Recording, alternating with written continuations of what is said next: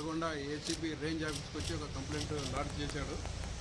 అందులో district fisheries officer assistant director Charitha, ఆ madam గారు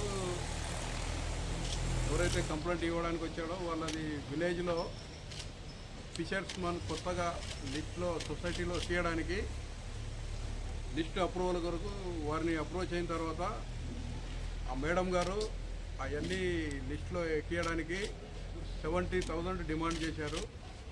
₹70,000 ఇనిషియల్ డిమాండ్ చేశారు. తర్వాత సెవరల్ రిక్వెస్ట్ ద్వారా కంప్లైంట్ చేసిన తర్వాత అది 50,000కు ఇద్దరి మధ్య ఒప్పందం కుదిరిన తర్వాత ఆయన మా కంప్లైంట్కి వచ్చిన తర్వాత ఈ చరిత మేడం గారి రెప్యుటేషన్ వెరిఫై చేస్తే ఆ రెప్యుటేషన్ బాగా ఉన్నట్టేమీ లేదు. అది అంటే సమ్ కరప్షన్ యాక్టివిటీస్ ఉన్నట్టు మా విచారణలో తేలింది. వారి దగ్గర కంప్లైంట్ తీసుకొని మేము విచారణలో భాగంగా ఎవిడెన్స్ కలెక్ట్ చేశాము. ఆ ఎవిడెన్స్లో ఆమె లంచం డిమాండ్ చేసినట్టు 50,000కు ఇద్దరు ఒప్పుకున్నట్టు తేలింది. తర్వాత ఈరోజు ఎవరైతే కంప్లైంట్ ఇచ్చారో ఆయన 50,000 ఒప్పుకొని వచ్చిన తర్వాత 50,000 ఆయన దగ్గర అరేంజ్ కాకపోవడం వల్ల 20,000 రూపాయలు తీసుకొచ్చాడు.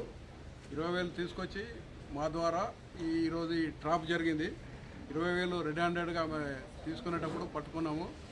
ఆ 20,000 రికవర్ చేశాము. రికవర్ చేసి ఆ మేడం గారిని కస్టడీలో తీసుకొని ఆఫీసులో సెర్చ్ చేసి కొనసాగిస్తున్నాము. తదుపరి విచారణ చేసిన తర్వాత ఆమెను రేపు కోర్టులో ప్రొడ్యూస్ చేస్తాము. ఇదే సమయంలో వారి ఇంటి దగ్గర కూడా సోదాలు ఏమైనా కనెక్టెడ్ డాక్యుమెంట్స్ కానీ రిలేటెడ్ ఏమైనా అసెట్స్ ఉంటాయేమో అని వెరిఫై చేస్తున్నారు ఒక టీము.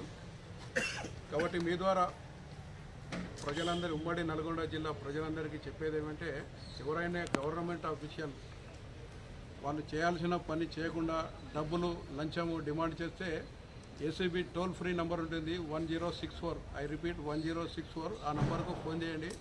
మీ పేరు ఎవరికి తెలియకుండా